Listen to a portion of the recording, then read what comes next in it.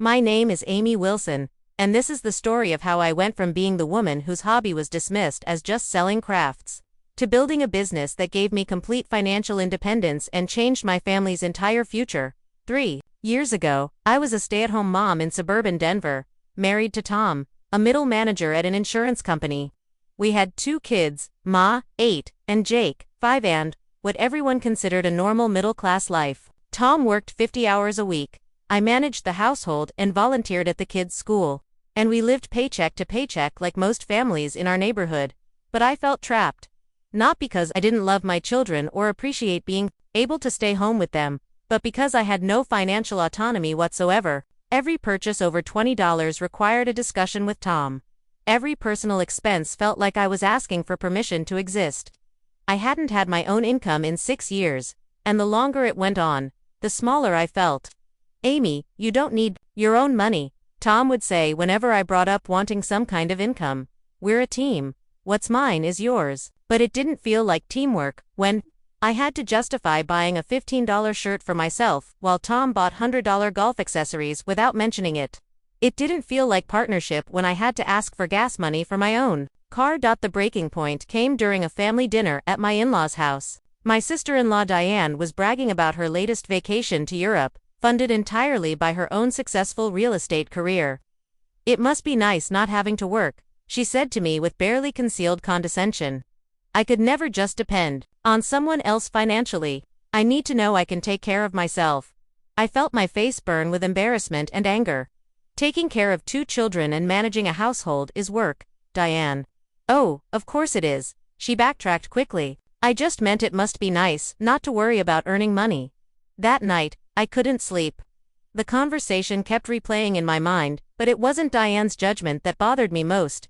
It was the fact that she was right. I couldn't take care of myself financially. If something happened to Tom, if our marriage fell apart, if he lost his job, I would be completely helpless. I had no recent work experience, no independent income, no savings of my own. I was 34 years old and entirely dependent on another person for my survival. But I did have one thing. I was good with my hands. Since childhood, I'd loved making things: jewelry, decorations, gifts. During the kids' naps and after they went to bed, I'd spend hours creating beaded necklaces, painted picture frames, and handmade cards. It was my relaxation, my creative outlet, my way of making something beautiful in a life that often felt mundane. My friends and neighbors had always complimented my work. "You should sell these," they'd say about my jewelry or home decorations. "You could make money doing this." But whenever I mentioned the idea to Tom, he'd dismiss it gently. "That's a nice hobby, honey, but it's not going to pay the bills. Let's be realistic." After the dinner at his parents' house, I decided that being realistic was exactly what had gotten me into this dependent position. Maybe my crafts wouldn't pay the bills, but they might pay for my independence. I started small. I set up an Etsy shop called Amy's Handmade Haven and listed 10 pieces of jewelry I'd made over the past month. I used our old digital camera to take photos and wrote descriptions during nap time. I didn't tell Tom, not because I was being secretive, but because I knew he'd discourage me before I even got started. My first sale came 2 days later, a beaded bracelet for $15. When I saw the notification on my phone, I literally started crying. It wasn't about the money, it was about the fact that someone somewhere valued something I had created enough to pay for it. Over the next month, I sold 6 more pieces, $37 total. Tom noticed me on the computer more often and asked what I was doing. "I started selling some of my jewelry online," I said casually. He smiled indulgently. "That's nice, honey. A little extra spending money never hurts." Extra spending money. That phrase bothered me more than it should have, as if my work was just for frivolous purchases, not a real contribution to our financial well-being. But I kept going. I researched popular trends, improved my photography, and started making items specifically for seasonal demands. Christmas ornaments in November, Valentine's jewelry in January, Easter decorations in February. My sales grew slowly but steadily. By month 3, I was making $200 a month. By month 6, $400. Still not life-changing money, but it was mine. For the first time in 6 years, I had income that I'd earned myself. The real breakthrough came when I started making custom wedding jewelry. A bride found my Etsy shop and commissioned a complete bridal party set, necklaces and earrings for herself and 5 bridesmaids. The order was worth $480, more than I'd made in any previous month. But more importantly, it made me realize I'd been thinking too small. I started researching the wedding market. Brides spend thousands of dollars on their special day, and they're willing to pay premium prices for unique, handmade items that make their wedding personal. I could charge $60 for a custom bridal necklace that cost me $8 in materials and 2 hours to make. I expanded my product line to include bridal accessories, wedding favors, and custom jewelry for special occasions. I learned about social media marketing, started an Instagram account, and began building relationships with local wedding planners and photographers. By the end of my first year, I was making $1,200 a month, still working during nap time, evenings, and weekends, but generating real income from my hobby. Tom's attitude started to change. Maybe you should get a business license, he suggested, for tax purposes. The suggestion that I formalize my business felt like validation. But it also highlighted how he'd never taken it seriously until the numbers became impossible to ignore.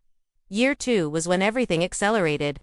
I hired my first employee, my neighbor Sarah, who needed part-time work and was excellent at detailed beadwork. I rented a small storage unit to hold inventory and supplies. I started attending wedding shows and craft fairs, which generated both direct sales and wholesale orders from boutiques. I was working 30 hours a week and making $2,800 a month, more than Tom's take-home pay from his insurance job. That's when the family dynamics really began to shift. Amy's little business is doing surprisingly well, Tom would tell people. Still not quite able to frame it as a real enterprise, but I could see him starting to worry. For 8 years, he'd been the breadwinner, the financial decision-maker, the one with the real job. My success was challenging the foundation of how our marriage had been structured. The tension came to a head. During a discussion about our family vacation, I suggested we rent a beach house for a week instead of our usual budget motel. Amy, that's twice what we normally spend, Tom said. We need to be responsible. I can cover the difference, I said. Business has been good. He looked uncomfortable. This is still my job to provide for the family. I don't want us spending money we can't afford just because you're having a good month with your crafts. The way he said crafts made it clear he still didn't consider it a legitimate business, even though my crafts were out-turning his insurance job. Tom, this isn't a good month. This is consistent income that I've been building for 2 years. I think it's time we acknowledge that my business is contributing significantly to our family's financial stability.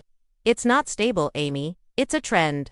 It's dependent on the economy, on fashion, on things outside your control. My job provides insurance, retirement benefits, security. Your hobby could disappear tomorrow. I stared at my husband, realizing that he was more threatened by my success than proud of it. In his mind, my financial independence was dangerous to our marriage structure, not beneficial to our family's well-being. That night, I made a decision that would change everything. I was going to stop asking for permission and start making my own choices. I used my business income to open my own checking account. I hired a second part-time employee. I rented a proper workspace instead of operating out of our spare bedroom and storage unit. I started treating my business like what it was, a serious enterprise that was supporting our family. The pushback was immediate. Amy, you're getting carried away, Tom said when he learned about the workspace rental. You're spending money faster than you're making it. Tom, I'm investing in growth. This is how businesses scale. But what if it fails? What if you've overextended and we lose everything? We won't lose everything because you still have your job, but if I don't invest in growth, I'll never know what this business could become. Tom's family was even more critical. His mother, Patricia, cornered me at Emma's birthday party. Amy, I'm worried about you, she said in the tone people use when they're about to give unsolicited advice. Tom says you're spending all your time on this craft business instead of focusing on your family. The children need their mother present, not distracted by hobbies. Patricia, my business allows me to be home with the kids while contributing financially to our family. I'm not neglecting anyone. But is it worth the stress you're putting on your marriage? Tom seems very concerned about your priorities. I realized that Tom had been discussing our private conversations with his mother, presenting my business success as a problem rather than an achievement. The people who should have been celebrating my accomplishments were instead worried that I was getting above myself. But my customers didn't share those concerns. My Instagram followers had grown to 15,000 people who loved my work. Brides were booking custom orders 6 months in advance. Wedding planners were referring clients to me regularly. Boutiques in 3 states were carrying my jewelry by the end of year 2. I was making $4,200 a month and had built a sustainable, profitable business with a waiting list of customers. That's when I made the announcement that shocked everyone. I wanted to expand into a retail storefront. Absolutely not, Tom said when I told him about the opportunity to lease a small shop in our town's arts district. That's way too risky. What if nobody comes? What if you can't pay the rent? Tom, I've been profitable for 2 years. I have savings, established customers, and proven demand. This is a logical next step. Amy, you're talking about real money. Now, real obligations. This isn't playing around with jewelry in your spare time anymore. It never was playing around. You just chose to see it that way. The fight that followed was the worst we'd ever had. Tom accused me of being reckless with our family's security. I accused him of being threatened by my success and trying to keep me dependent. He said I was prioritizing money over family. I said he was prioritizing control over partnership, but the conversation that really opened my eyes happened the next day. When I was venting to my friend Lisa about Tom's resistance to the storefront expansion. Amy, she said carefully, can I ask you something? Why do you need Tom's permission to lease a storefront for your business? I started to explain about marriage being a partnership and major decisions affecting both spouses. But as I spoke, I realized something important. I was asking for permission to invest my own money in my own business that was already successful. Tom wasn't being protective of our family's finances. He was being protective of his role as the financial decision-maker. My success was threatening the dynamic that had given him control, and rather than celebrate my achievements, he was trying to limit them. That realization changed everything. I leased the storefront. I used my own business income for the deposit, first month's rent, and initial setup costs. I didn't ask Tom for permission or input. I informed him of my decision and moved forward. Amy Wilson Handmade opened 6 months later in a charming 800-square-foot space with exposed brick walls, excellent lighting, and foot traffic from both locals and tourists. I hired 2 full-time employees and expanded my product line to include home decorations, gifts, and a line of children's accessories. The grand opening exceeded every expectation. We sold $3,200 worth of merchandise in our first weekend. Local newspapers covered the story of the stay-at-home mom turned successful entrepreneur. Wedding photographers started bringing clients to the shop for bridal accessories. But the real measure of success wasn't the revenue, it was the feeling of complete financial independence. For the first time since my children were born, I didn't need anyone's permission to buy anything. I could make decisions about my time, my money, and my future without consulting anyone else. I could take care of my family if necessary, and I could take care of myself, regardless of what happened in my marriage. Tom's attitude gradually shifted from resistance to grudging respect to genuine pride. When people asked about my business, at social gatherings, he started saying Amy's built an incredible company instead of Amy's doing well with her crafts. But the most meaningful change was in my relationship with my children. Emma and Jake had watched me build something from nothing. They'd seen me turn an idea into income, a hobby into a career, dependence into independence. Mom, when I grow up, I want to have my own business like you, Emma told me one day as she helped me package orders for shipping. What kind of business? I asked. I don't know yet, but I want to make my own money so I can buy whatever I want without asking anyone. That's when I knew that the real value of what I'd built wasn't just financial. It was showing my daughter that women could create their own security, their own opportunities, their own futures. Today, Amy Wilson Handmade generates $12,000 a month in revenue. I employ 6 people, serve customers in 40 states, and have built a business that could support my family entirely if necessary. I've been featured in 3 national magazines and invited to speak at small business conferences about building sustainable creative enterprises. But more importantly, I've built something that no one can take away from me: economic independence, professional confidence, and the knowledge that I can create value in the world through my own skills and efforts.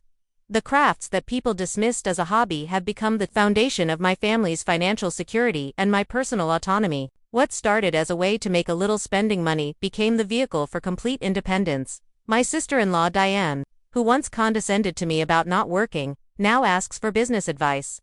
My mother-in-law Patricia, who worried about my priorities, now brags to her friends about her successful entrepreneur daughter-in-law, and Tom.